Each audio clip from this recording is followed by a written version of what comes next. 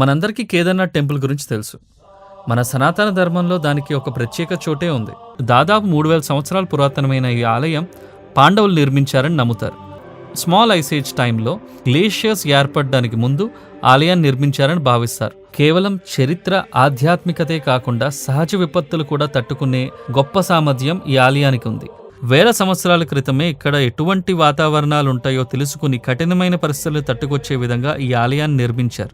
2013 నాటి వరదల్లో చుట్టుపక్కలున్న ప్రాంతాలు నాశనం అయినప్పటికీ ఆలయం ఎటువంటి దెబ్బ తినలేదు.